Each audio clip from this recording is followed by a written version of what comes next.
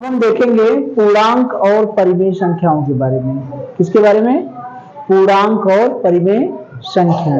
जैसे पूर्णांक जो हमारा है, पूर्णांक के बारे में हम लोग पढ़ चुके हैं कि 0 से लेकर 1, 2, 3 धनात्मक बढ़ते जाइए और इधर ऋणात्मक बढ़ते जाइए। ये सभी क्या कहलाते हैं? पूर्णांक। ठीक है, ये तो हम लोग पूर्णांक के बारे में पढ़ चुके पिछली क्लास में ही। प्राकृतिक संख्या, पूर्ण संख्या, पूर्णांक, ये सभी चीज देख चुके हैं। तो जैसे मान लीजिए 11 को, किसी भी संख्या को, कोई भी पूर्णांक है, 11 को हम परिमेय संख्या के रूप में कैसे बदलेंगे, यानी P/Q के रूप में कैसे बदलेंगे। माने 11 को कुछ अंश बनाना है और कुछ हर के रूप में बनाना है, लेकिन वह अंश और हर करने पर उसका मान नहीं बदलना चाहिए। क्या होना चाहिए? मान न बदले और कभी भी Q जो हर है वो 0 न हो। ठीक है, तो 11 को हम कैसे लिख सकते हैं? 11 में 1 का भाग देंगे तो कितना आएगा? 11 में 1 का भाग देंगे तो कितना आएगा? 11 ही आएगा। तो 11 को हम 11/1 लिख सकते हैं कि नहीं? लिख सकते हैं। 11 में 1 का भाग देंगे तो कितना आएगा? 11 ही आएगा। तो 11 को हम इस रूप में लिख सकते हैं कि नहीं? तो ऐसे लिख दिए तो हमें क्या फायदा हुआ? ये क्या है? ये है P/Q। ये किस रूप में है? यही है, ये 11 है और ये P की जगह 11 है और Q की जगह कितना है? 1 है। तो ये क्या हो गया? परिमेय संख्या। ठीक है, अब इसको और एक रूप में लिखें। अब देखिए, जितने का गुणा ऊपर करेंगे उतने का गुणा नीचे करना पड़ेगा। क्यों? क्योंकि मान बदले न हो। मान न बदले, किसी भी पूर्णांक का मान न बदले, इसके लिए जितने से ऊपर गुणा करेंगे उतने से नीचे। जैसे मान लीजिए हमने 1 से गुणा कर दिया ऊपर, 1 से गुणा कर दिया नीचे, तो यही आएगा। लेकिन 2 से गुणा करेंगे तो 11 दूनी क्या होगा? 22। नीचे गुणा करेंगे तो क्या होगा? 1 गुणे 2, 2 कम 2। कितने से गुणा किए? 2 से गुणा। अब 3 से गुणा कर सकते हैं। 3 से गुणा करेंगे तो इसमें कितना आएगा? इसी में करना है। 3 से गुणा करेंगे इसमें तो 11 तिया क्या होगा? 33। अब 3 में 1 का गुणा करेंगे क्या होगा? 3। 33 में 3 का भाग देंगे तब भी हमारा क्या उत्तर आएगा? 11। तो संख्या वही है, संख्या नहीं बदल रही है। ये भी 11 है, ये भी 11 है, ये भी 11 है, लेकिन उसका रूप बदल जा रहा है। क्या बदल जा रहा है? रूप। अगर हम कुछ ऋणात्मक लिखें तो -11/-1। ये क्यों? ऊपर ऋण 1 से गुणा करेंगे तो नीचे भी ऋण 1 से गुणा करना पड़ेगा। समझ में आ रहा है? जैसे मान लीजिए ये 11/1 है, 11/1 है, इसमें हमने 1 से गुणा कर दिया, इसमें हमने 1 से गुणा कर दिया, तो क्या आया? ऐसे देखिए, 11 गुणे 1/1 गुणे 1, तो क्या आया? यही आया ना।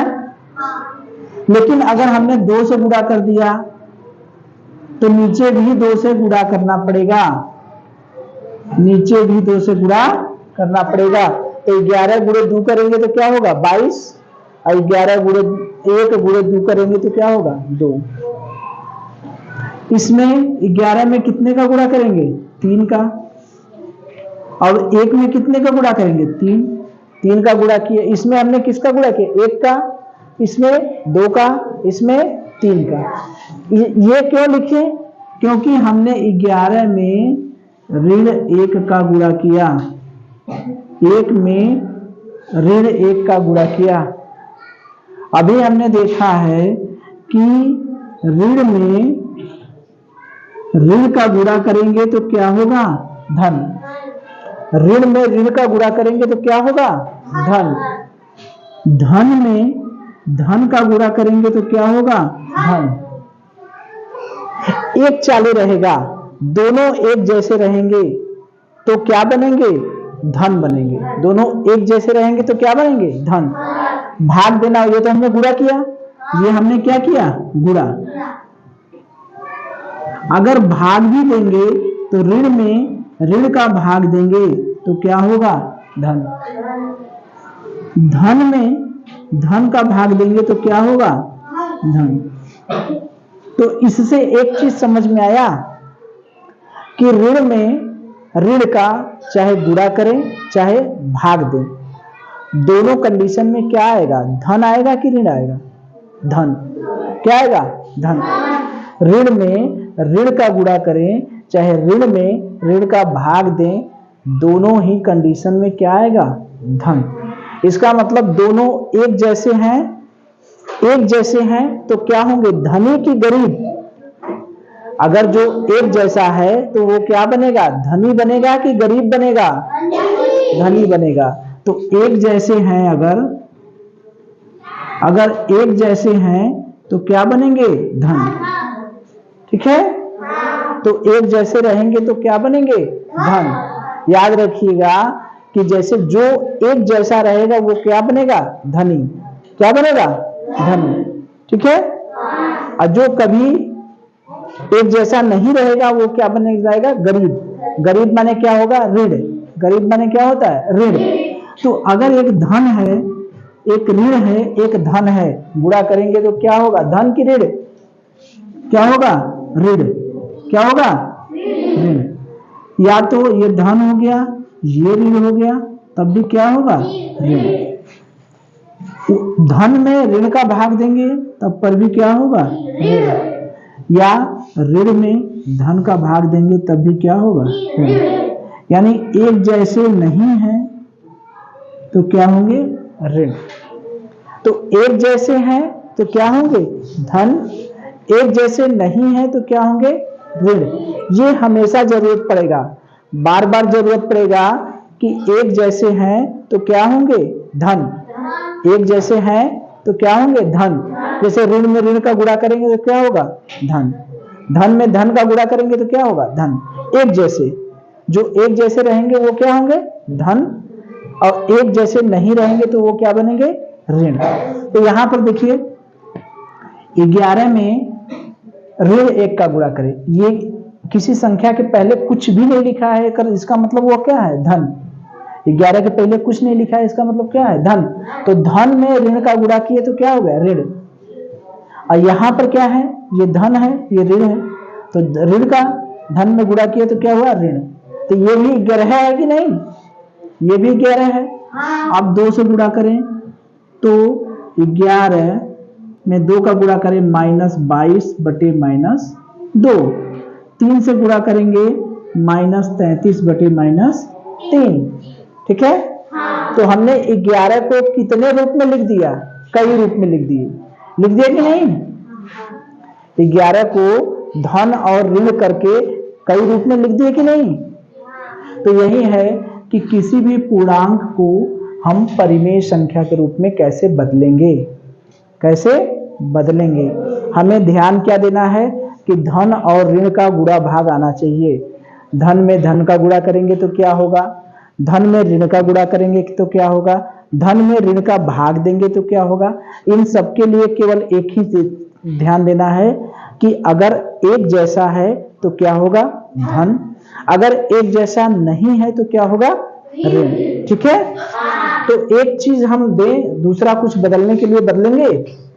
मान लीजिए 11 का हमने बदल के दिखा दिया। ठीक, अगर हम कहें कि -5 को बदलिए, -5 को, -5 क्या है? पूर्णांक है। ये क्या है? पूर्णांक है। इसको बनाना है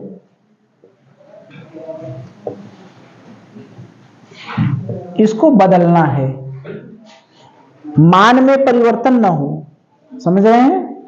तो पहले हम क्या करें? 1 से गुणा करके देखें, 2 से गुणा करके देखें, 3 से गुणा करके देखें, फिर धन ऋण 1 से गुणा करें, फिर ऋण 2 से गुणा करें, फिर ऋण 3 से गुणा करें। यही ना करते हैं। पहले किससे गुणा किए? 1 से, फिर 2 से, फिर 3 से। क्या करते हैं? गुणा करते हैं। फिर ऋण 1 से, ऋण 2 से, ऋण 3 से, इस तरह से गुणा करते हैं। यही ना करके हम लिखे हैं। तो चलिए इसमें 1 से पहले गुणा किया जाए। पहले किससे गुणा करें? 1 से।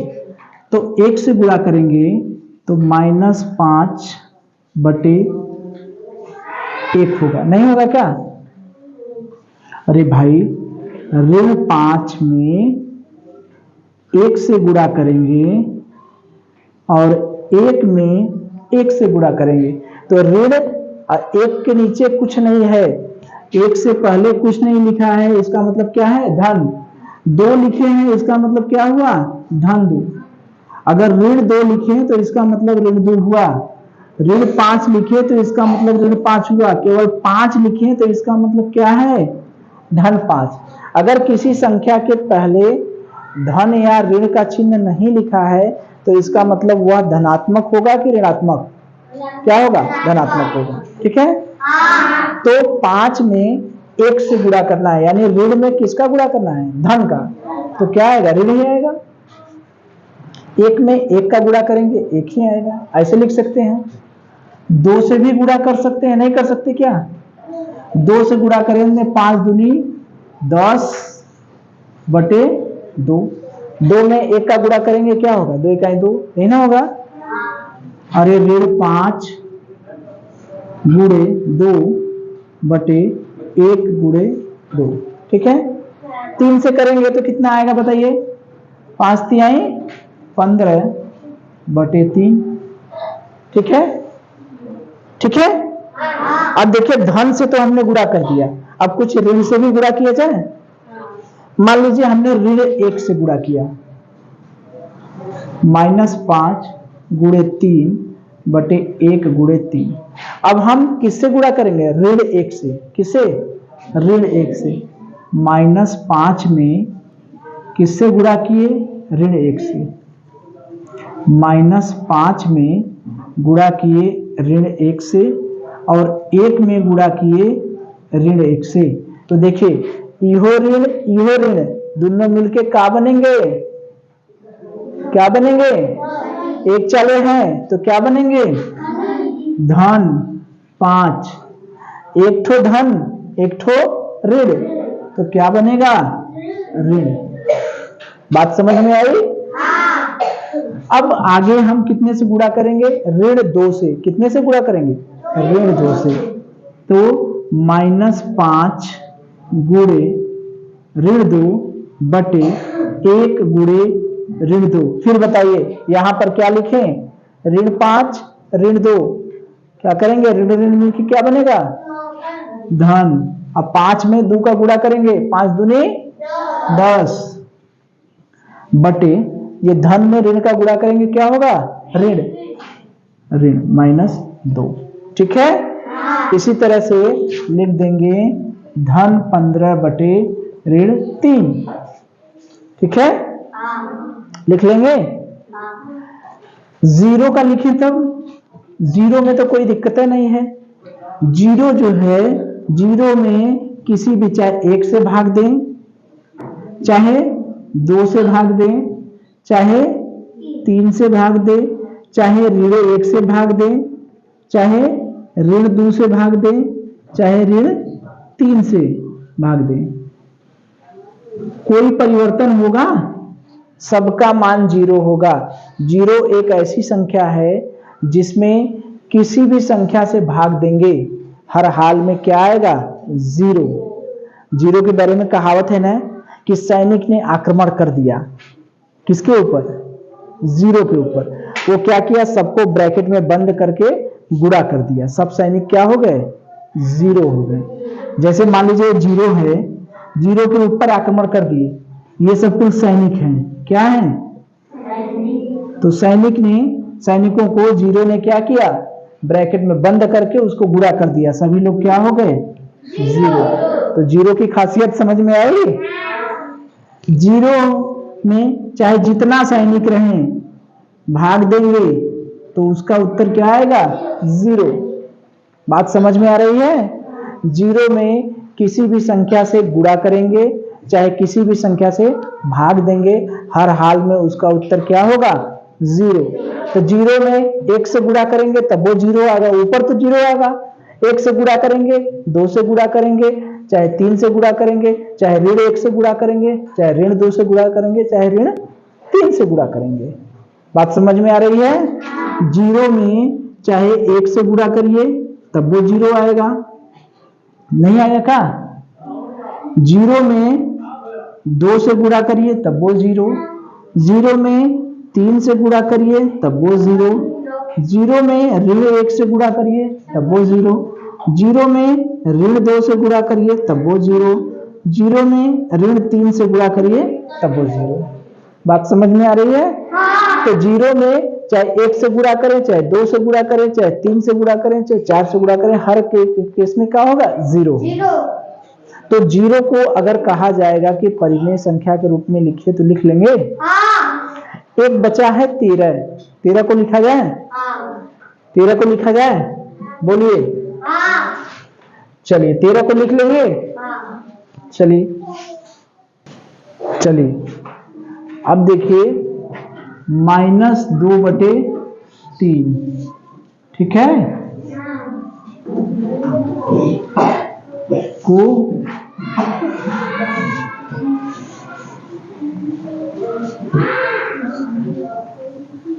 ठीक है, -2/3 को इस तरह से लिखना है कि इसका मान 9 बदले और नई नई परिमेय संख्याएं मिल जाएं। ठीक है, तो हमने बताया है पहले 1 से गुणा करेंगे, 2 से गुणा करेंगे, 3 से गुणा करेंगे, फिर ऋण 1 से गुणा करेंगे, फिर ऋण 2 से गुणा करेंगे, फिर ऋण 3 से, इस तरह से गुणा करते जाएंगे ना। तो पहले इसमें हमको कितने से गुणा करना पड़ेगा? पहले 1 से गुणा करेंगे ना, 1 से करें ना, यानी ऋण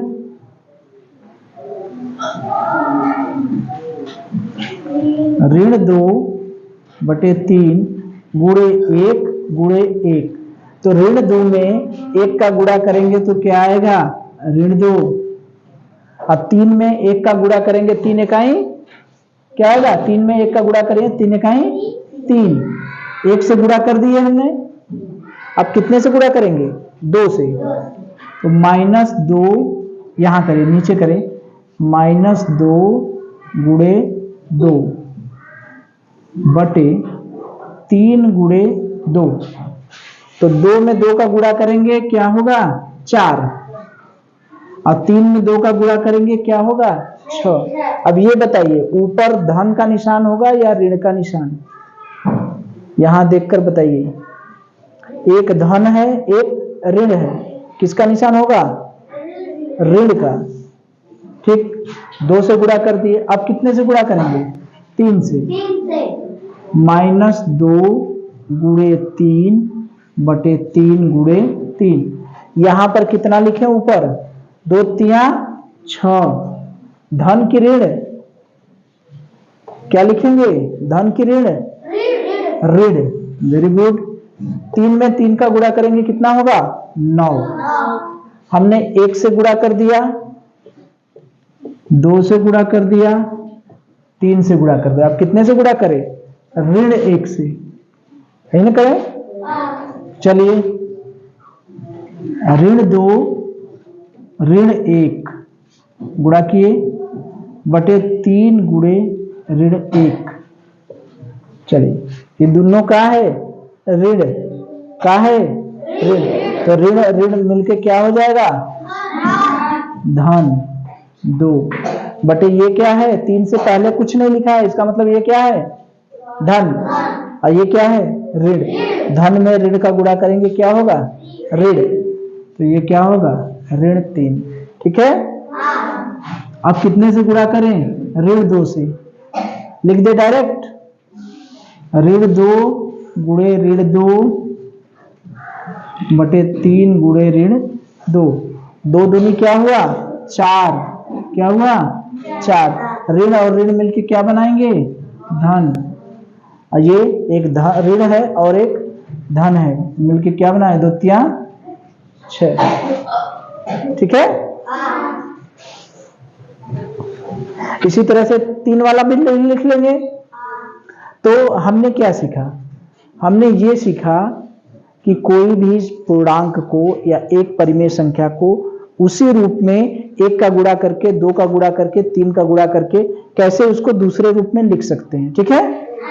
अगर उसको हम नियम बना दें, नियम के रूप में बना दें कि क्या नियम है, किस नियम से हम कर रहे थे, पहले कितने का गुणा कर रहे थे, बाद में कितने का गुणा कर रहे थे, इस तरह से एक नियम बना दें तो एक नियम बन जाएगा।